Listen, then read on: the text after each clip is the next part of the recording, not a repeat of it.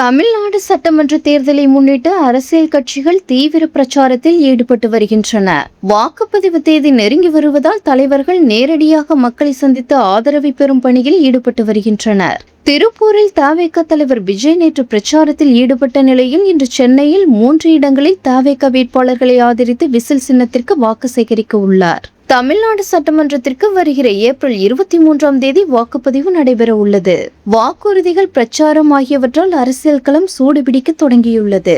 திமுக, அதிமுக, நாம் தமிழர் களத்தில் வேகம் காட்டி வருகின்றனர். திருப்பூர் மாவட்டத்தில் திருப்பூர் வடக்கு, திருப்பூர் தெற்கு, அவிநாசி, பல்லடம், காங்கேயம், தாராபுரம், உடுமலை, மடத்துக்குளம் ஆகிய 8 சட்டமன்ற தொகுதிகள் உள்ளன.